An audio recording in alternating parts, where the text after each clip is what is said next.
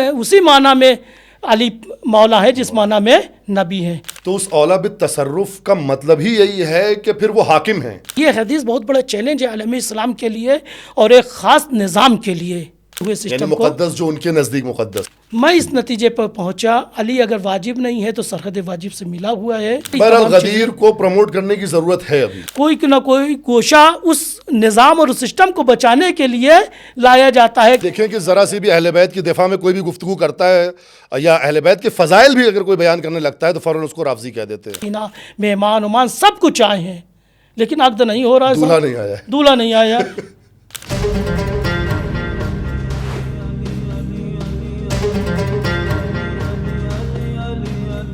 اعوذ باللہ من الشیطان الرجیم. بسم اللہ الرحمن الرحیم. الحمد للہ رب العالمین والصلاة والسلام علی اشرف الانبیاء والمرسلین وآلہ الطاہرین. قال رسول اللہ صلی اللہ علیہ وآلہ وسلم من کنت مولاہ فہذا علی مولاہ.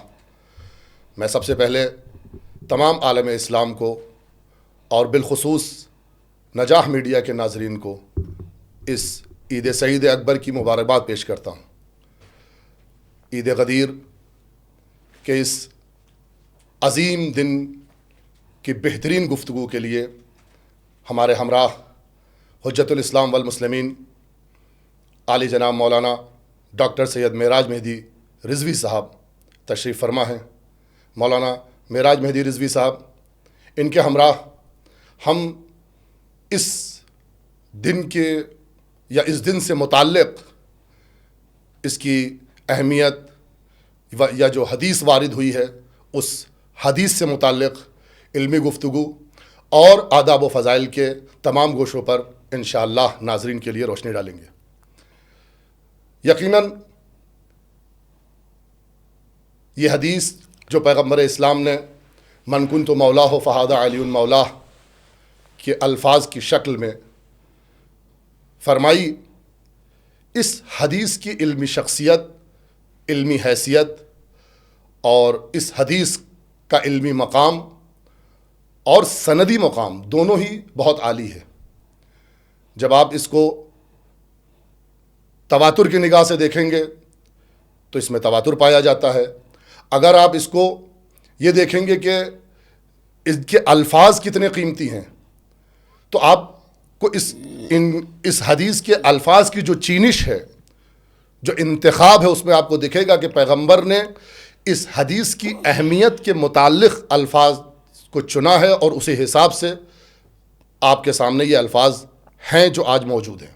یقیناً اس حدیث کی جو علمی حیثیت ہے مولانا، جب ہم اس کے پس منظر میں بزرگ علماء کا اعتراف دیکھتے ہیں اس حدیث کی علمی حیثیت پر، تو میں نے دیکھا کہ الجزری شافعی محقق ہے اور وہ اس حدیث کے لیے کہتا ہے کہ 60 سے زیادہ سلسلوں سے یہ حدیث جو ہے نقل ہوئی ہے. اعوذ باللہ من الشیطان الرجیم. بسم اللہ الرحمن الرحیم. حدیث غدیر کی اہمیت مختلف پہلو سے بیان کی جا سکتی ہے.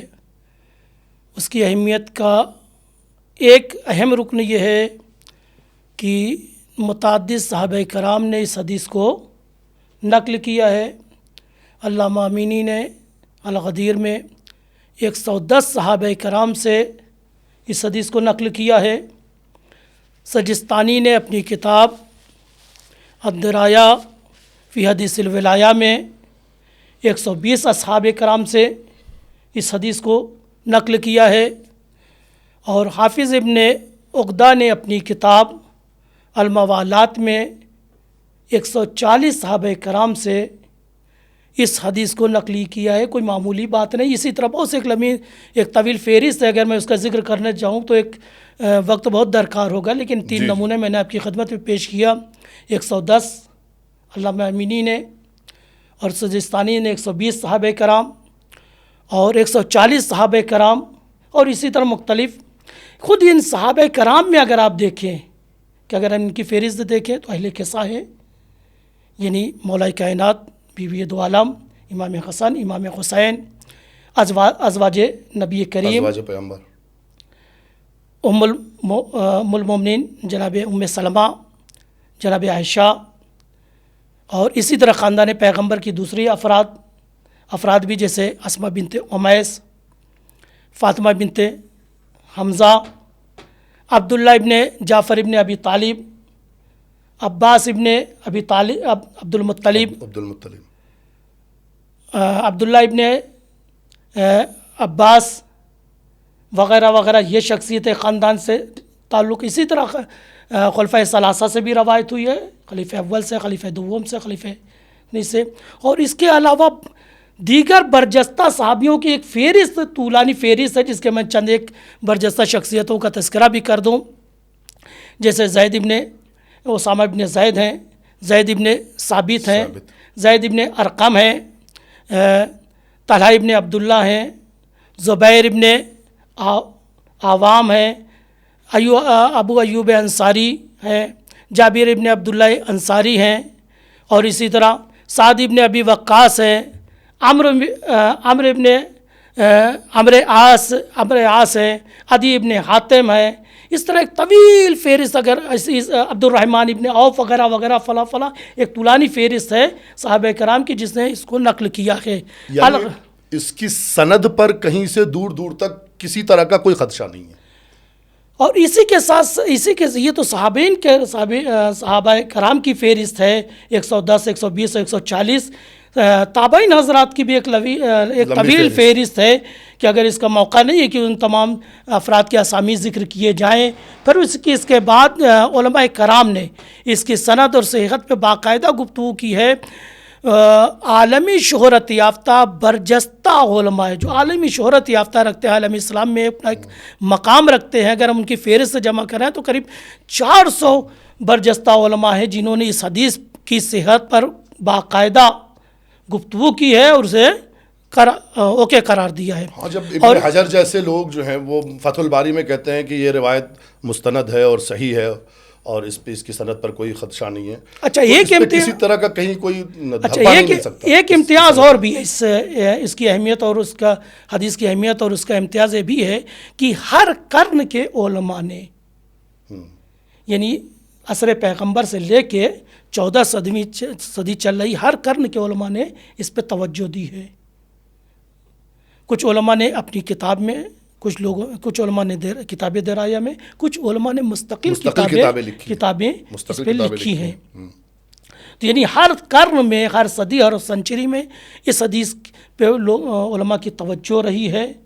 عصر حاضر میں جیسے شیخ عبدو مصر کی بڑی شخصیت ہیں، سید دہلان بڑی شخصیت ہے، ایسی شخصیات عصر حاضر کی شخصیتیں رہی جنہوں نے توجہ دی ہے. لہٰذا کسی پہلو کو نادیدہ نہیں لیا جا سکتا ہے، اپنے آپ میں بہت اہمیت رکھتی ہے. صحابہ کے اعتبار سے دیکھیں، تابعین کے اعتبار سے دیکھیں، علماء کی توجہ کے اعتبار سے دیکھیں، خود مستقل کتاب لکھنے والوں کی ایک لمبی طویل فہرست ہے. تو مولانا، جیسا آپ نے ذکر کیا کہ ایک طویل فہرست ہے اکابر اسلام کی جنہوں نے اس حدیث کو خاص اہمیت دی ہے، اس کو نقل کیا ہے. اگر ہم اکابرین ہندوستان کی طرف چلیں، وہ علماء جو ہندوستان کی سرزمین پر موجود تھے، کسی بھی مذہب و مسلک سے رہے ہوں، انہوں نے خاص توجہ دی ہے، انہوں نے اس موضوع پر خاص گفتگو کی ہے، کتابیں لکھی ہیں. یا مثلا صوفیاء اکرام کی طرف اگر آپ چلتے ہیں تو وہاں تو ایک بہت قیمتی سلسلہ ہے اس حدیث کو لے کر، اور بہت قیمتی معارف ان کے ہاں موجود ہیں. خاص طور سے مجھے آپ کا وہ جملہ یاد آتا ہے کہ بعض مواقع پر آپ نے فرمایا کہ فرق نہیں ہے ہمارے مسلک میں اور صوفیاء اکرام کے ہاں غدیر کو لے کر، غدیر کے تصور کو لے کر، اس روایت کو لے کر، خاص طور سے اس روایت کے مفہوم و معنی جو ابھی ہم جس پہ گفتگو کر رہے ہیں، اس پر سند، اس کی اہمیت اور اس کی افضلیت پر کوئی خاص فرق نہیں ہے.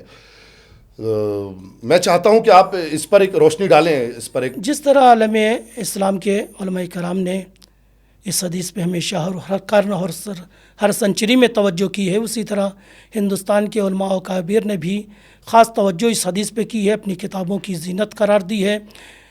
جن میں سے ہم عبدالحق محدث دہلوی کا نام بھی لے سکتے ہیں، سر فہرست، ملا علی قاری صاحب کا نام لے سکتے ہیں، اور ملا علی قاری صاحب نہ صرف یہ کہ اس حدیث کو ذکر کرتے ہیں بلکہ اس حدیث کو متواتر میں جانتے ہیں۔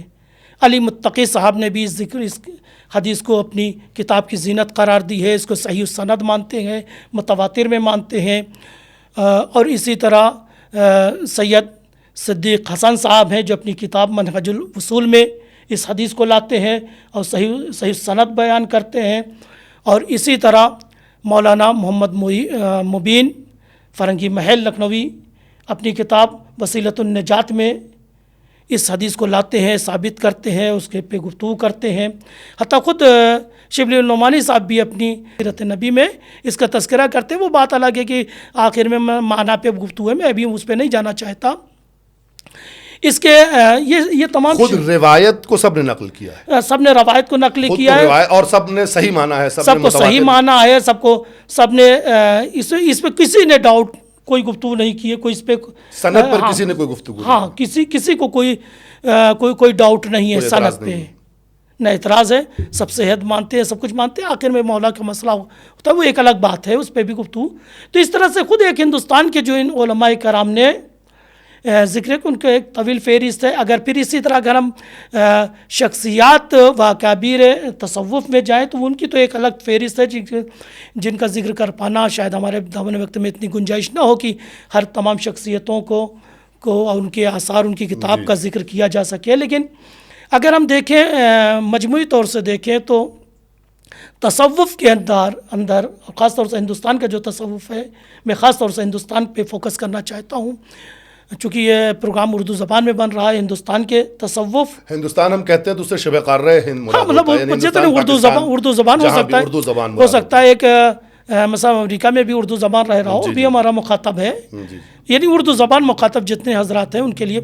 تو تصوف کے جو اکابر ہیں، ان کی جو شخصیات ہیں، ان کے جو مشائخ ہیں، ان کے نزدیک تو ایک لمبی طویل فہرست ہے اس پر، اور خاص طور سے اکابر و مشائخ چشتیان، ان کے کیا تو غدیر پہ خاص توجہ ہے۔ اور میں عرض کر دوں کہ جتنے سلسلے تصوف طرق ہیں، ان کے کیا ولایت محور ہے طریقت کا، اور بغیر ولایت کے طریقت مکمل ہی نہیں ہو سکتی۔ لہٰذا ولایت اور اعلان ولایت، اظہار ولایت تو ان کی مجبوری بھی ہے، ان کی ضرورت بھی ہے۔ اور اسی طرح اگر ان کی شخصیات میں بھی اگر دیکھیں تو خود طاہر القادری صاحب کی کتاب السیف الجلی علی منکر ولایت العلی باقاعدہ کتاب ہے۔ البتہ کتاب تذکرہ مرات الاسرار عبد الرحمن چشتی صاحب کی جو 10ویں کرنے کی شخصیت ہے، جو کتاب بعد میں اردو زبان میں ترجمہ ہوئی، ادبی دنیا دہلی سے شائع بھی ہوئی، اس میں بھی تذکرہ ہے۔ اسی طرح الولایہ ایک کتاب ہے، اس میں بھی باقاعدہ تذکرہ، یعنی آپ جتنی تذاکر اٹھا کے دیکھ لیجئے، ملفوظات اٹھا کے دیکھ لیجئے تصوف کے یا چشتیوں کے، تو خاص طور سے ان کا۔ اور میں ایک دلچسپ یہاں پہ بات کروں، اسی اجمیر شریف میں آپ جائیں گے تو ایک آنا ساگر میں ایک چلہ عثمانی ہے، چلہ عثمانی، ہاں چلہ عثمانی، جہاں پہ خواجہ معین الدین چشتی علیہ الرحمہ جہاں پہ انہوں نے چلہ نشینی کی تھی، وہ ایک مقام ہے۔ وہاں پہ ایک درگاہ بھی ہے، ایک خانقاہ بھی ہے، ایک بڑی ایک مقام ہے، زیارت کے لوگ جاتے ہیں۔ اب جائے تو وہاں پہ ایک غدیر کی مناسبت سے ایک پروگرام ہوتا ہے، یوم الولایہ فی النیابہ، جس کا عنوان ہی رہتا ہے یوم الولایہ فی النیابہ، اور حدیث اس ٹائٹل کے نیچے حدیث لکھی رہتی من کنت مولا فاضل۔ جن حضرات نے اس حدیث کو کوٹ کیا ہے، خاص طور سے اس میں وہ نبی کریم کی وہ خاص جو دعا تھی اللہم والمن والہ وعد من عداہ، یہ حدیث کو ضرور کوٹ کیا ہے، بہت دلچسپ بات ہے۔ اور ایک شخصیت اور بھی ہے، یہ چلیے ہم اس کو بھی رکھیں گے اپنے اس میں کہ اس حدیث کے ساتھ جو یہ جملہ ہے اس کا خود تعلق کیا ہے، البتہ وہ انشاءاللہ بھی گفتگو کریں گے مفہوم مولا کے معنی کے بعد۔ اس سید ضیاء الدین شمسی ہیں، اپنی کتاب تاریخ خواجہ خواجگان میں باقاعدہ پوری مفصل گفتگو کرتے ہیں۔ اسی طرح یہ تو ایک لمبی فہرست ہے جو ہمارے پروگرام کی گنجائش جتنی نہیں ہے کہ ہم سب کی فہرست بیان کریں۔ ابھی آپ عرض کر رہے تھے کہ اس کے مفہوم، لفظ مولا کے مفہوم پر جو گفتگو ہے وہ بڑی امپورٹنٹ ہے، وہ بڑی مہم ہے۔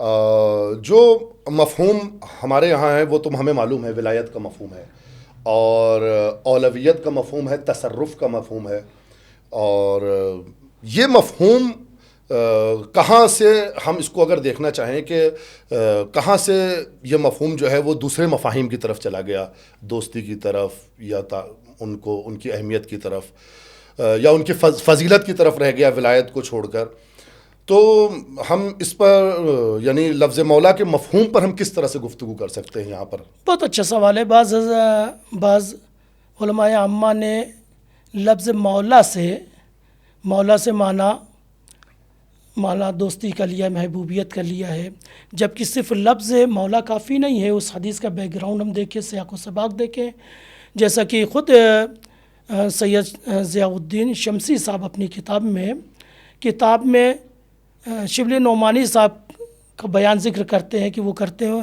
کہ اس میں محبوب مولا سے مراد خوب اور محبت اور محبوب اور دوستی لی ہے. ذکر کرنے کے بعد کہتے ہیں لیکن افسوس کی اگر سیاق و سباق اس حدیث کا دیکھتے تو یہ سیاق و سباق اولا بالتصرف پہ دلالت کر رہا ہے.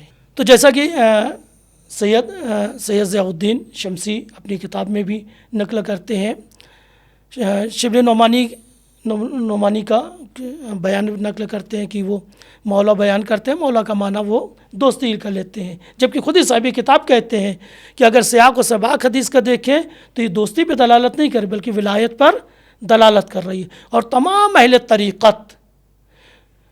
طریقت کیا مولا دلالت کرتا ہے ولایت پر، اولا بالتصرف پر. اور آپ کی خدمت میں عرض کر رہے یہی شیخ عبد الرحمن چشتی جن کی کتاب میرات الاسرار ہے، اس حدیث کو بھی نقل کرتے ہیں، اپنے 189 صفحے پر یہ حدیث کو نقل کرتے ہیں. اس کے بعد ایک حدیث اور نبی کریم سے نقل کرتے ہیں، بڑی دلچسپ حدیث ہے. قال النبی صلی اللہ علیہ وسلم علی علیکم خلیفتی.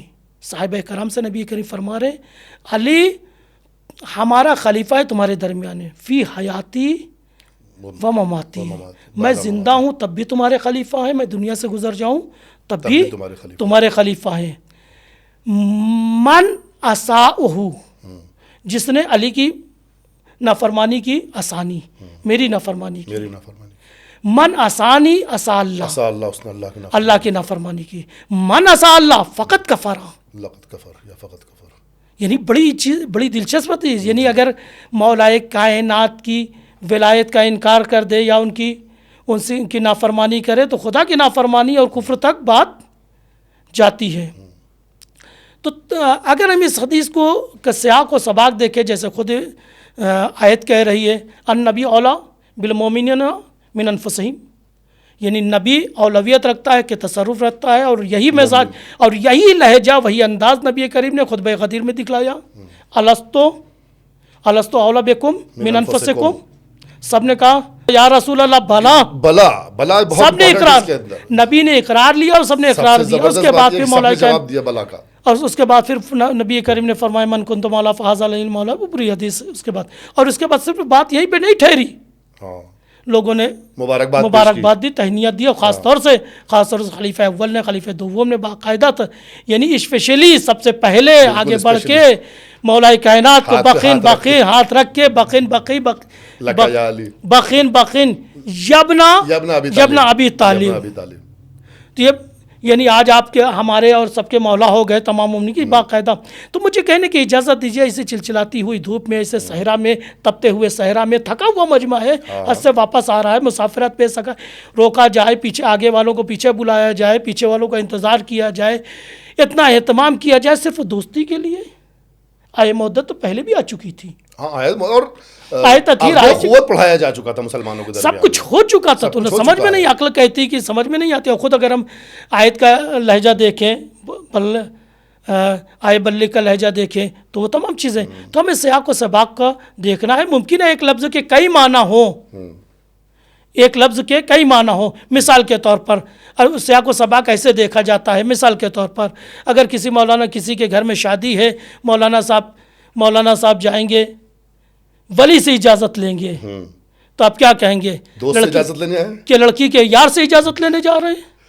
واہ، بالکل کہ آپ کہیں گے مولانا سیاق و سباق تو دیکھیے لڑکی کے ولی سے زیادہ ولی سے، تو سیاق و سباق اور حالات کو دیکھتے ہوئے بس خطبے کو دیکھیے، آیات کے لہجے کو دیکھیے، انداز کو دیکھیے، اہتمام کو دیکھیے، اس کے بعد معنی سمجھ میں آتا ہے۔ اور میں نے عرض کیا ہے کہ تمام صوفیان کرام خاص طور سے چشتیان کے اگر دیکھیں گے تو اولا بالتصرف کا معنی ہے، اور اکثر اور کافی علماء کرام کے ہاں بھی یہی معنی لیا جاتا ہے۔ ورنہ وہ اتباع جو ہے، وہ اطاعت جو ہے صوفیاء کے ہاں، وہ تو آئے گی نہیں نا اگر ولایت کا تصرف نہ ہو، اولا بالتصرف کا معنی نہ ہو اور ولایت کا معنی نہ ہو، تو وہ تو پھر کھڑی نہیں ہوتی۔ میں ایک مثال بڑی دلچسپ ہے، بڑی خوبصورت مثال ہے، بہت شعر ہے کہ شاہ علی حسن چشتی جائسی کا بہت اچھا کہ ابس در معنی من کنت مولا می روی ہر سو، ابس در معنی من کنت تو مولا می روی ہر سو،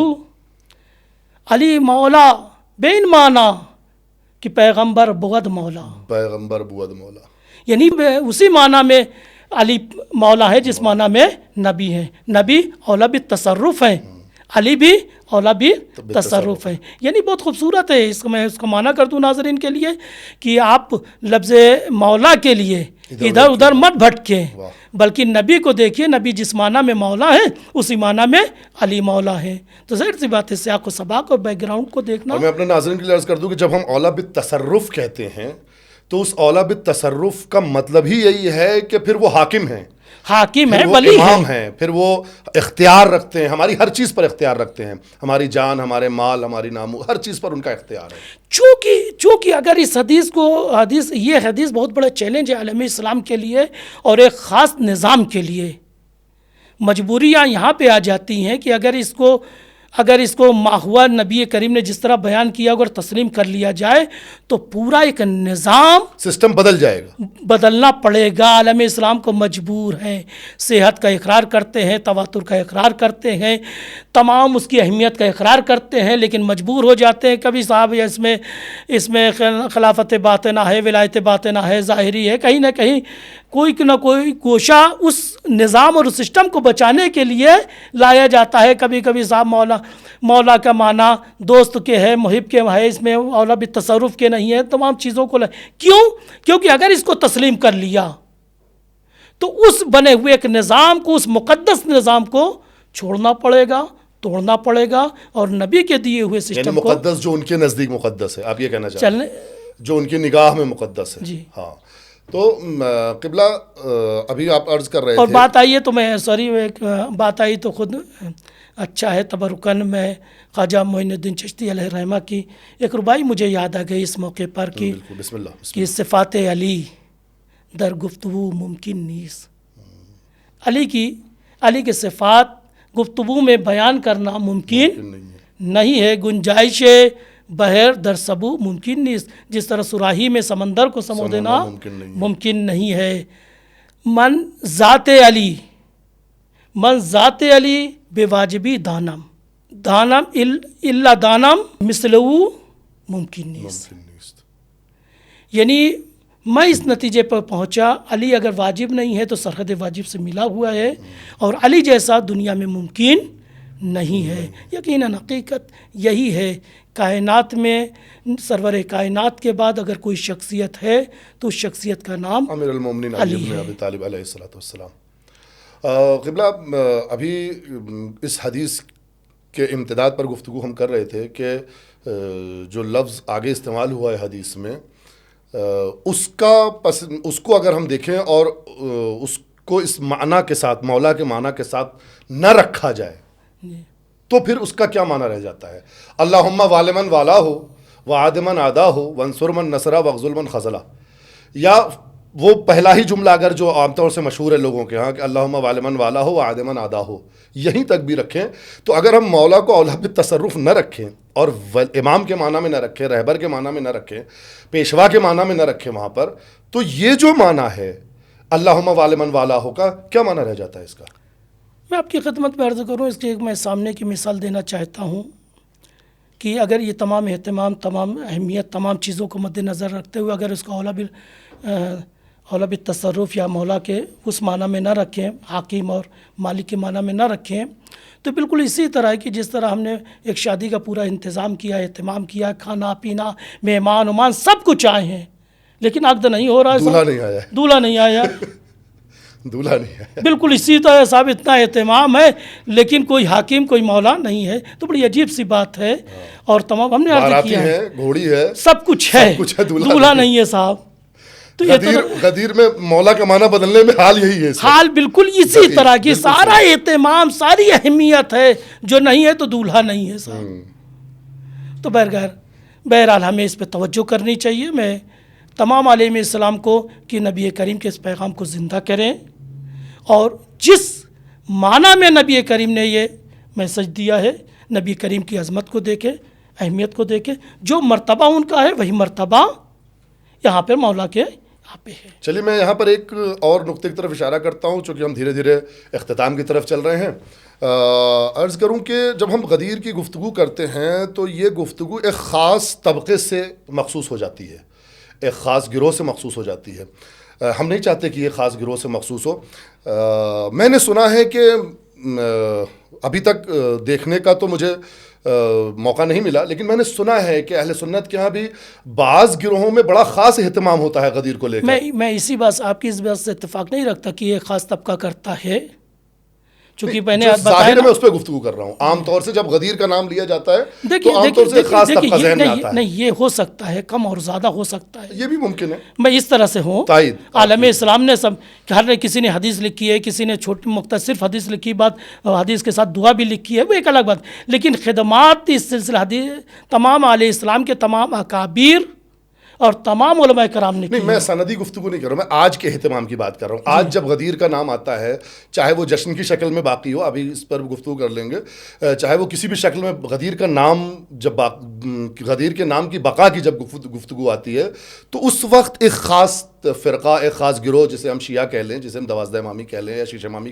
کسی بھی شکل میں یہاں پر بھی اتفاق نہیں کرنا چاہتا آپ کے ساتھ، چونکہ میں نے پھر عرض کیا تھا کہ اگر ہم تعلیمات صوفیان کرام دیکھیں تو اس سلسلے میں بالکل ہم فکر ہیں آپ سے، لہٰذا جو آپ کیا اس طریقے کا اہتمام، جیسے میں نے سنا ہے کہ بعض جگہوں پر اس طرح کا اہتمام ہے۔ میں نے ایک مثال درمیان میں گفتگو ایک مثال دی تھی کہ اجمیر شریف میں جائیے تو چلہ عثمانی میں جائیں گے تو وہاں باقاعدہ ایک پروگرام ہوتا ہے، جشن ہوتا ہے، یوم الولایہ فی النیابہ، ہاں وہ جشن ہے، جشن ہوتا ہے، اور اس کا عنوان ہوتا ہے یوم الولایہ فی النیابہ۔ من کنت مولا فہذا العلم، اور میرے ڈاکومنٹس بھی رکھے، میں نہیں لایا، میں دکھلاتا آپ کو۔ البتہ اس کا خامیازہ بھی اس سلسلے کو، اس خاندان کو بھگتنا پڑا، بعض لوگوں نے رافضیت کی تہمت، ایسے جہاں بھی ایسے پروگرام ہوتے ہیں وہاں پہ رافضیت کی وہ بھی چل رہا ہے۔ آپ دیکھیں کہ ذرا سی بھی اہل بیت کی دفاع میں کوئی بھی گفتگو کرتا ہے یا اہل بیت کے فضائل بھی اگر کوئی بیان کرنے لگتا ہے تو فوراً اس کو رافضی کہہ دیتے ہیں۔ لیکن اب وہ دور نہیں بچا ہے کہ جس کو ہم اقدام کر سکتے ہیں، کتمان کر سکتے ہیں، چھپا سکتے ہیں۔ یہ ساری چیز اعلان ہو چکی ہے، حقیقتیں لوگوں کے سامنے کھل رہی ہے، میڈیا نے ساری فضائل، ساری غدیر کو پروموٹ کرنے کی ضرورت ہے ابھی۔ اب ہماری ذمہ داری بنتی ہے، خاص طور سے میں جو حضرات اس واقعیت کی، اس کی اہمیت کو قبول کرتے ہیں، اس کو اہمیت دیتے ہیں، میری ان تمام لوگوں سے گزارش ہے کہ اس غدیر کے مشن کو آگے بڑھائیں۔ گویا غدیر کے مشن کو آگے بڑھانا اسی طرح سرور کائنات سے نصرت کرنے کے برابر ہے، کیونکہ ان کا پیغام ہے جو آپ آگے آپ نے ایک نیا ٹرینڈ دیکھا ہے، ذی الحج آنے سے پہلے محرم کی تیاریاں شروع ہونے لگتی ہیں، لوگ نوحے لگانے لگتے ہیں ادھر، خاص طور سے 10 تاریخ جو ذی الحج کی نکلی، اس کے بعد سے ایک سلسلہ چل جاتا ہے لوگوں کے اسٹیٹس پر، یعنی غدیر بیچ میں کہیں رہ جاتی ہے۔ بہت اچھا آپ نے، بہت اچھی نقطہ آپ نے چھیڑا۔ خود مقام معظم رہبری نے باقاعدہ طور پہ خاص طور سے اس سال بڑی توجہ دلائی ہے کہ اعلان وقت محرم نیس، اعلان وقت محرم نیس، اعلان موقع غدیر ہے، باید ما غدیر خود من را برائے غدیر آمادہ کریں، یعنی ہم لوگ اپنے آپ کو پہلے غدیر، محرم سے پہلے غدیر کے لیے آمادہ کریں، تب محرم کے جب غدیر مکمل ہو جائے تو محرم میں ہم قدم رکھیں۔ یہ ہماری مسٹیک تھی جو ہم خود ہمارے اپنے ناظرین کو بھی بتلانا چاہتے ہیں۔ کوشش کریں محرم سے پہلے جس طاقت اور جس تیاری سے ہم محرم کے لیے آمادہ ہوتے ہیں، اسی طرح غدیر بلکہ غدیر کو پیش خیمہ بنائے محرم اچھا، کی. یہاں ایک سوال جو ہے وہ ذہنوں میں مجھے لگتا ہے کہ باقی رہ جاتا ہے، وہ یہ کہ کیسے آمادہ کیسے کریں غدیر کے لیے. غدیر جو ہمارے یہاں کنسیپٹ ہے وہ یہ ہے کہ زیادہ سے زیادہ گھر میں تھوڑے اچھے پکوان بن گئے اور ایک محفل ہو گئی، جشن ہو گیا، تھوڑی دیر جا کے محفل میں شرکت کر لی اور نئے کپڑے پہن لیے مثال کے طور پر، اور ہو گیا، غدیر ہو گئی. میں سمجھتا ہوں غدیر کو مسجد امام باڑے سے باہر لائیں، اپنے گھروں سے ہم مشن غدیر کو باہر لائیں، سماج اور سوسائٹی میں بھی لائیں، سبیلے لگائیں، صلہ رحمی بڑھائیں، صلہ لوگوں سے رحمی ملنا جلنا بڑھائیں، جو ہے وہ آنا جانا شروع اور کریں. خاص طور سے غدیر والے دن صلہ رحمی کے ساتھ ساتھ عقد اخوت کی بہت زیادہ تاکید ہے. اسی طرح لوگوں سے عذر خواہی کریں کہ ہو سکتا ہے بہت سی غلطیاں ہماری سال بھر ہو گئی ہوں تو ہم اس کی عذر خواہی کرتے ہیں. وہ جو دوستیاں یا وہ رشتے جو نا اتفاقی میں بدل گئے اس رشتے کو دوبارہ قائم کریں. بین المذاہب پروگرامز کی بھی بہت خاص ضرورت ہے. جی بہت ضرورت ہے.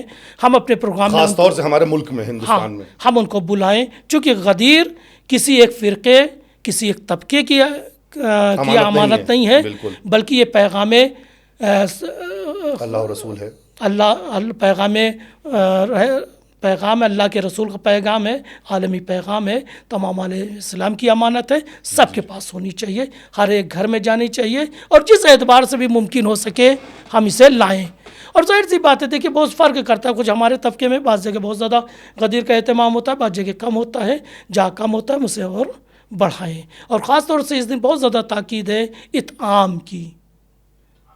ولو چاہے تو آپ 10 لوگوں کو کھلائیں. اطعام میں 10 لوگ بھی نہیں میں کہہ سکتا ہوں، میں تھوڑا سا کچھ آپ ٹافی کر سکتے ہیں.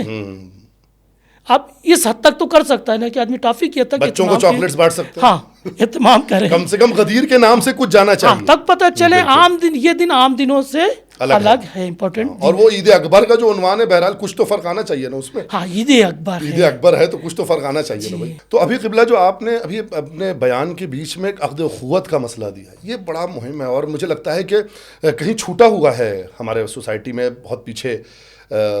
بہرحال ہمارے ناظرین کو جاننا چاہیے کہ عقد اخوت کیا ہے، اور وہ جملہ خاص طور سے عقد اخوت کے عنوان سے کہ عقد اخوت کیوں ہے اور اس کی اہمیت کیا ہے. اب میں سمجھتا ہوں یہاں پر بھی 2 چیز ہے کہ صیغہ عقد اخوت بھی رکھیں اور رشتہ اخوت کو نبھائیں. یہ نہیں کہ اس وقت ہم نے تو جذبات میں کیا کہتے ہیں صیغہ اخوت پڑھ لیا جذبات میں اور اس کے بعد بھول گئے. نہیں، پورے سال اس رشتے کو اخوت کو نبھانا بھی بہت امپورٹنٹ ہے. آئیے قبلہ ہم اس بیان کو اختتام کی طرف لے جاتے ہیں. سب سے پہلے ہم اور آپ جو ہے آج کے اس بابرکت دن میں عقد اخوت پڑھتے ہوئے انشاءاللہ لوگوں کو یہ دعوت دیتے ہیں کہ آپس میں مساجد میں عقد اخوت پڑھیں اور اس عقد اخوت پر پھر عمل کریں. بسم اللہ الرحمن الرحیم. الحمد للہ الذی جعلنا من المتمسکین بولایت امیر المومنین علی ابن ابی طالب.